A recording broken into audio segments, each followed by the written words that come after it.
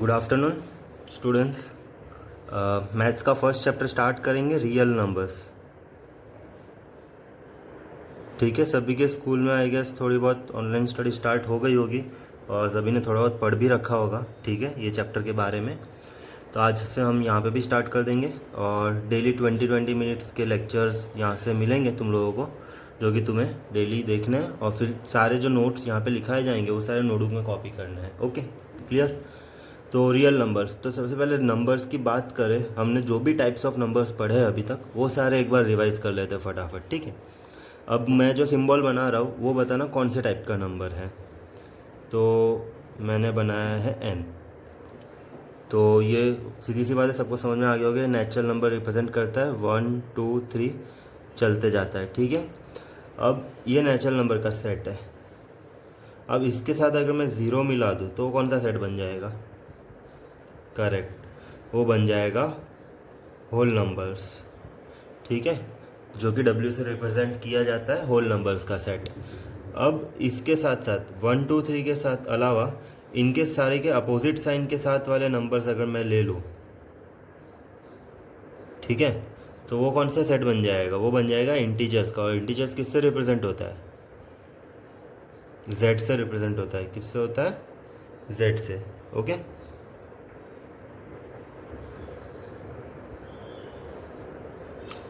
अब ये सारे हो गए नेचुरल नंबर, होल नंबर और ये हो गया इंटीजर्स।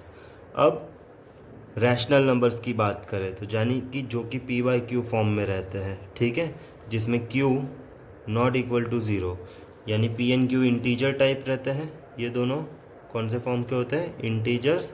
और denominator not equal to zero, यानी कि कुछ इस टाइप के नंबर्स 2/3 -3/7, ये सारे हो जाते हैं रैशनल नंबर्स। और इसको डिनोट किससे करते हैं? Q से। रैशनल नंबर्स को डिनोट किससे करते हैं?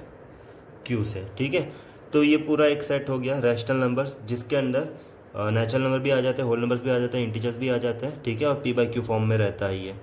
इसके अलावा दूसरे नंबर जो रहते हैं वो होते हैं इर्रेशनल नंबर। वो क्या होता है? इर्रेशनल। इर्रेशनल में क्या क्या आ जाता है? एक तो सारे नॉन परफेक्ट स्क्वायर के रूट्स। ठीक है, कुछ इस टाइप के सारे नंबर्स जिनका डेसिमल एक्सपांशन कैसा होगा, पढ़ा है पिछली बार, non terminating and non recurring. Non terminating और नॉन रिकरिंग, रिपीटिंग वाले डेसिमल जो होते हैं वो भी इर्रेशनल नंबर में आ जाते हैं। ठीक है, फिर है हमारा पाई। तो pi is also considered an irrational number. और ये दोनों रैशनल और इर्रेशनल मिला के हम इनको बोलते हैं रियल नंबर्स। Okay, clear.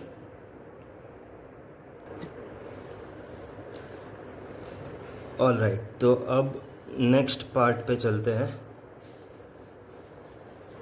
जो कि जहाँ से हमारा ये चैप्टर स्टार्ट होता है, यूक्लिड डिवीजन लेमा से। Euclid division lemma. यूक्लिड के बारे में पता है, पिछली बार चैप्टर था, सबको पता है, ये मैथमेटिशियन है। ठीक है, तो यूक्लिड का ज़्यादातर वर्क जो है ज्योमेट्री फील्ड के अंदर रहा है, बट उसने नंबर्स के नंबर सिस्टम के अंदर में भी एक अपनी थियरी रखी थी और यही थियरी हम इस चैप्टर में पढ़ने वाले हैं। तो थियरी क्या है वो समझने के पहले एक एग्जांपल समझो। मैं कोई भी दो नंबर लेता हूँ सपोज़, ठीक है, एक मैंने 25 ले लिया, एक मैंने 4 ले लिया। तो जब भी मैंने दो नंबर लिए तो मैं उनके बीच में डिवीजन अप्लाई कर सकता हूँ। ठीक है, तो मैंने जब 25 को 4 से डिवाइड किया, बिकॉज ये परफेक्टली डिविजिबल नहीं है तो रिमाइंडर बचेगा 4 6 24 और रिमाइंडर बचा 1। ठीक है ना, तो अब यहाँ पे इस चीज़ को क्या बोलते हैं? इसको बोलते हैं रिमाइंडर, और इसे क्या कहते हैं? कोशेंट। जो अंदर है वो डिविडेंड और जो बाहर है वो डिवाइज़र। तो अब मुझे अगर डिविडेंड वापस चाहिए, यानी 25 मुझे वापस चाहिए, तो मैं डिवाइज़र और कोशेंट को मल्टीप्लाई करूँगा और उसमें जो रिमाइंडर है वो ऐड कर दूंगा, तो मुझे वापस मेरा डिविडेंड मिल जाएगा जो कि है 25। ठीक है, 4 6 24 हो जाएगा, +1 हो जाएगा 25। ठीक है, तो ये जो इसको कहते हैं डिवीजन एल्गोरिदम। क्या है डिवीजन एल्गोरिदम हमारी?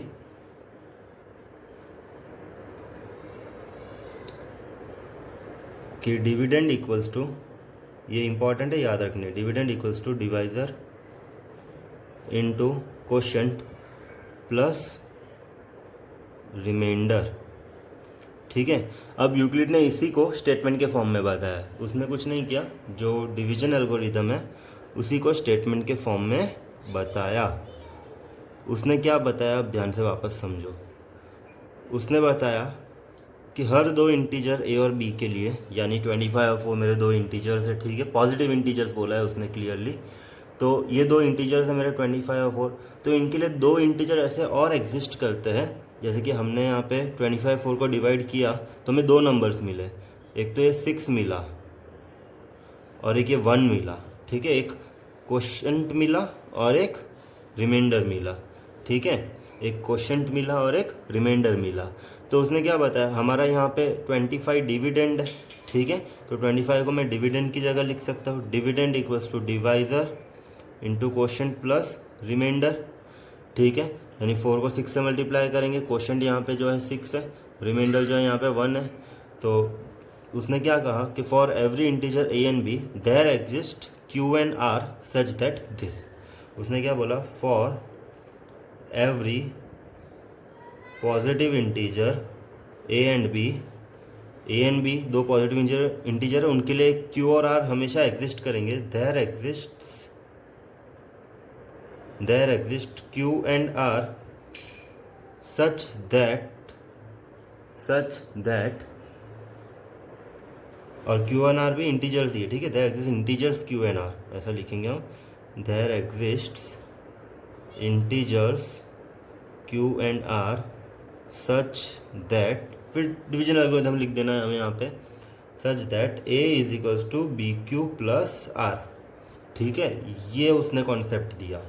ठीक है, कुछ नहीं है, खाली जो हमारे पास ऑलरेडी डिवीजन एल्गोरिथम हमने पढ़ रखा है उसी को थोड़ा अलग फॉर्म में लिया है यहाँ पे उसने। ठीक है, तो क्या किया है, फॉर उसका स्टेटमेंट ये है, for every positive integer A and B there exists integers Q and R such that, Q और आर एग्जिस्ट करेंगे इस तरीके से कि वहाँ पे एक डिवीजन एल्गोरिथम बनेगा उनके बीच में, A is equal to B Q plus R, यानी बी इंटू क्यू करूँगा प्लस आर करूँगा तो मुझे वापस से ए मिल जाएगा। ठीक है, और यहाँ पे एक बी की कंडीशन दे दी है, ये जो यहाँ पे रिमाइंडर की कंडीशन दे दी है उसने।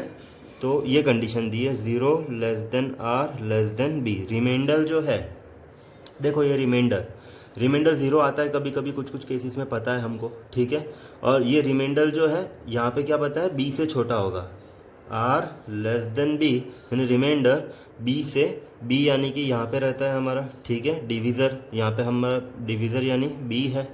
ठीक है, तो रिमाइंडर की वैल्यू हमेशा बी से छोटी होगी।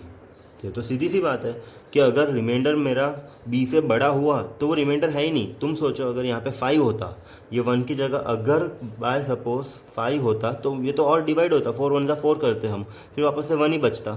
6 होता तो 4 1 4 करके 2 बचता। ठीक है ना, तो रिमाइंडर जो है हमेशा यहाँ पे बी से छोटा बचता है। अगर बी के बराबर भी है, अगर रिमाइंडर 4 भी है तो भी 4 1 4 हो जाता है यहाँ पे और नीचे रिमाइंडर 0 बचता। ठीक है ना, क्लियर है। तो बराबर नहीं हो सकता, हमेशा बी से छोटा रहेगा, बराबर नहीं हो सकता है, वो हमेशा बी से छोटा रहेगा। रिमाइंडर हमेशा डिवीज़र से छोटा रहेगा। अगर रिमाइंडर डिवीज़र से बड़ा है तब तो डिवीज़र और उसको डिवाइड करेगा, ठीक है ना। और यहाँ पे क्या है, 0 less than equal to R, यहाँ पे इक्वल टू है, यहाँ इक्वल टू का साइन नहीं है। ठीक है, यहाँ सिर्फ लेस देन और यहाँ लेस देन इक्वल टू इसलिए क्योंकि रिमाइंडर कभी कभी 0 भी होता है। तो बताया है कि रिमाइंडर की वैल्यू जो है वो 0 और डिवीज़र के बीच में लाई करती है, 0 और बी के बीच में लाई करती है। वो 0 भी हो सकती है, रिमाइंडर की वैल्यू 0 भी हो सकती है। तो ये पूरा यूक्लिड डिवीजन लेमा उसने बताया है, तो ये तुमको लिखना है नोटबुक में, ये बहुत ही इंपॉर्टेंट है विद दिस कंडीशन। ठीक है, तो ये नोटबुक में कॉपी कर लो, ये एग्जांपल खाली समझाने के लिए है। ओके, ये वाला पार्ट फिर से तुम लोग लिख दो, डिवीजन एल्गोरिदम, और ये वाला उसका डिवीजन लेमा का स्टेटमेंट।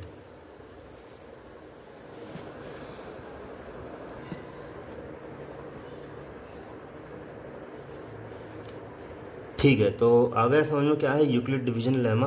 EDL शॉर्टकट में लिखेंगे उसको, हम क्या लिखेंगे, EDL। क्या था स्टेटमेंट कि for every two positive integers A and B there exist Q and R such that A equals to B Q plus R, where where R कहाँ लाई करेगा, 0 एंड बी के बीच में। ये एमसीक्यू के form में पूछा जाता है। 4 ऑप्शन फर्जी ऑप्शन दे देते हैं। एक तो ये रहता है, फिर ऐसा रहता है इक्वल टू साइन यहाँ लगा देते हैं, फिर दूसरा ऑप्शन होता है दोनों में इक्वल टू साइन लगा देते हैं, ठीक है, कंफ्यूज करने के लिए बच्चों को। तो हमें माइंड में क्लियरली याद रहना चाहिए कि ये कंडीशन है यूक्लिड के अंदर। कौन सी कंडीशन है, लेस 0 रिमाइंडर इक्वल टू हो सकता है 0 के बराबर, लेकिन वो बी के इक्वल में नहीं हो सकता है। तो ये कंडीशन याद रखनी है। क्लियर है, ये 1 मार्क का एमसीक्यू बनता है यहाँ पे। अब इसका इस लेमा में 2 टाइप के क्वेश्चंस आते हैं, ठीक है। एक तो इसके एप्लीकेशंस के क्वेश्चन आते हैं जिससे कि हम एचसीएफ फाइंड करते हैं, यूक्लिड डिवीजन लेमा से एचसीएफ फाइंड करते हैं, हाईएस्ट कॉमन फैक्टर। और दूसरा आता है लाइक वर्ड प्रॉब्लम के फॉर्म में। तो ये दोनों टाइप के क्वेश्चंस क्या है वो हम डिस्कस करेंगे अभी, ठीक है। मैं एक क्वेश्चन ले लेता हूँ। Find HCF of 135 and 225। Find HCF of 135 and 225, ठीक है। तो यहाँ पे यूजिंग यूक्लिड डिवीजन एल्गोरिदम हम इसको फाइंड करेंगे। ये लेमा है। और एल्गोरिदम यानी एल्गोरिदम का मीनिंग क्या होता है, एल्गोरिदम का मीनिंग एक प्री डिफाइंड परफेक्ट स्टेप्स, मतलब प्री डिफाइंड स्टेप्स जो कि हमें फॉलो करना है और उससे हमारा आंसर आ जाएगा, ठीक है। प्री डिफाइंड स्टेप्स को हम फॉलो करेंगे, उससे हमें हमारा आंसर मिल जाएगा, ठीक है। तो 135 एंड 225, तो हम यहाँ पे a equals to B Q plus R वाली जो कंडीशन है वो लगा के इसको सॉल्व करेंगे। तो हमेशा बड़े वाले को a ले लेंगे, हम बड़े वाले को क्या ले लेंगे, a। अब हमें इसको इस तरीके से लिखना है कि applying Euclid division lemma a equals to B Q plus R. तो अब क्या होगा, 225 इक्वल्स टू, अब 135 में कुछ मल्टीप्लाई मतलब दोनों का डिवाइड करें अगर हम, हमें इन शॉर्ट यहाँ पे डिवीजन करना है, ठीक है। तो मैं खाली 1 से ही डिवाइड कर पाऊँगा इसको। फिर जब मैं सब्ट्रैक्ट करूँगा तो यहाँ पे क्या बचेगा, 90 बच जाएगा। कितना बच जाएगा, 90। तो हम इसको लिखेंगे a, ये हो गया हमारा a, ये हो गया q, ये हो गया r, ये हो गया b। a equals to b into Q plus r, ठीक है। अब वापस से नेक्स्ट स्टेप में क्या होगा, अब इस तरफ के जो है RHS वाले पार्ट में वहाँ पे वापस मुझे 2 नंबर दिखेंगे। तो वापस से बड़ा वाला a हो जाएगा नाउ अगेन। ये ऐसा तब तक करते जाना जब तक रिमाइंडर 0 ना आ जाए। अगेन a हो जाएगा 135, b हो जाएगा 90। फिर से करेंगे a इक्वल्स टू, वापस मुझे लगता है b में 1 ही मल्टीप्लाई होगा और रिमाइंडर क्या बचेगा, 91 से 90, और यहाँ पे रिमाइंडर बचेगा 45। तो फिर से इन दोनों को मैं ले लूँगा a और b अगेन, ठीक है। नाउ अगेन a हो जाएगा 90, b हो जाएगा 45। तो फिर से लिखेंगे 90। अब क्या 45 में 1, 45 2 से 90 हो जाएगा, बराबर है। और रिमाइंडर कितना बचा, 0। तो जब रिमाइंडर 0 हो जाता है तब हमारा काम खत्म हो गया यहाँ पे। अब हमें हमारा एचसीएफ मिल जाएगा। जब रिमाइंडर 0 है उस वक्त जो b की वैल्यू है, when remainder is 0, at that time the value of b becomes HCF, therefore HCF is equals to 45। ये हमारा फाइनल आंसर है। तो इस तरीके से हम HCF निकाल सकते हैं यूजिंग यूक्लिड डिवीजन एल्गोरिदम, ठीक है। तो लेमा क्या काम आता है, एक तो हमने देख लिया HCF निकालने के काम आता है। क्या काम आता है, HCF निकालने के काम आता है, ठीक है। एक और एग्जाम्पल में मैं क्वेश्चन दे देता हूँ, तुम लोगों को खुद से सॉल्व करना है इसी तरीके से स्टेप्स करके, ठीक है। ठीक है, फाइंड एचसीएफ ऑफ 867 एंड 255। तो स्टार्ट करते हैं फटाफट। ये हो जाएगा मेरा a, ये हो जाएगा b।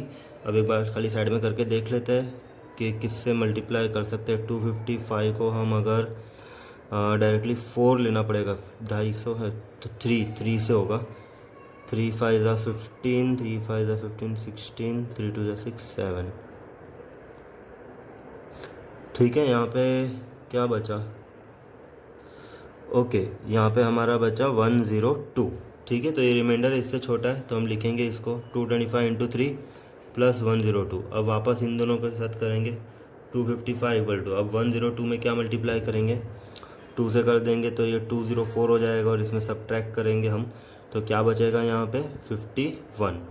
फिर से इन दोनों को ले लेंगे 102 51, 2 ज़ा हो जाएगा और अब हो गया रिमाइंडर 0।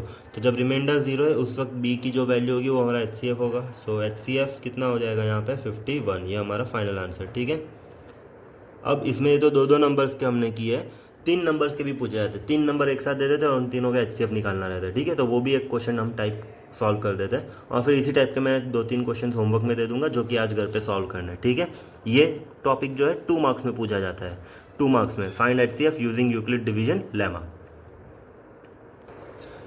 ठीक है, तो next question, find HCF of 184, 230 and 276। 3 number दिए, तीनों का एक साथ HCF निकालना है हमें। ठीक है, तो यूक्लिड डिवीजन लेमा को कैसे लगाएंगे हम, पहले कोई भी 2 नंबर लेंगे, उनके बीच में a = BQ + R वाली कंडीशन लगा के सॉल्व करेंगे। तो पहले मान लेते हैं हम इन दोनों के बीच में सॉल्व करते हैं। तो अप्लाई यूक्लिड डिवीजन एल्गोरिदम। ठीक है, a है हमारा यहाँ पे 230 बड़ा वाला, b है 184। ठीक है, तो इसको सॉल्व करेंगे अभी हम पहले। तो 230 = 184 × 1 प्लस सब्ट्रैक्ट करके देखो क्या रिमाइंडर बचेगा यहाँ पे, 46। मैंने ऑलरेडी साइड में सॉल्व करके रखा है, तो ये आ जाएगा। ठीक है, ये देखो चीटी घूम रही है। फिर आ जाएगा 184 और 46। 184 = अब 46 में क्या मल्टीप्लाई करें, 46 3 46 4 करेंगे अगर, 4 6 24, 4 4 16, 184 डायरेक्टली आ गया। तो रिमाइंडर यहाँ 0 आ गया। तो जब रिमाइंडर 0 है उस वक्त हमारा जो बचता है वो क्या होता है, HCF। तो यहाँ पे 46 आया HCF, ये तो 2 नंबर्स का आया। अब तीसरे वाले का भी, तीसरे तीनों का साथ में निकालना था, तो अब भी जो HCF आया वो और ये तीसरा नंबर, इन दोनों को मुझे A और B लेना पड़ेगा। ठीक है, तो ये बड़ा वाला हो जाएगा A, ये हो जाएगा B। इनके बीच में फिर से मैं यूक्लिड डिवीजन एल्गोरिथम अप्लाई करूँगा और इस बार भी 46 को मैं अगर 6 से मल्टीप्लाई करता हूँ तो 276 आ जाता है और यहाँ पे रिमाइंडर 0 बच जाएगा। तो ये पहले स्टेप में ही ख़त्म हो गया। तो जब रिमाइंडर 0 है उस वक्त जो B की वैल्यू वो HCF है, तो यहाँ पे हमारा फाइनल आंसर जो HCF का है वो 46 है। ठीक है, तो ये फर्स्ट पार्ट पढ़ा है हमने चैप्टर का अभी तक, तो इसके क्वेश्चंस रहेंगे होमवर्क में जो कि आज सॉल्व करने हैं। फिर सेकंड पार्ट हम कल पढ़ेंगे जिसमें भी यूक्लिड डिवीजन लेमा के वर्ड प्रॉब्लम्स रहेंगे। ठीक है, और वो भी डायरेक्टली 3 मार्क्स में पूछे जाते हैं यहाँ पे। ये टॉपिक 2 मार्क्स का है। क्लियर? ओके।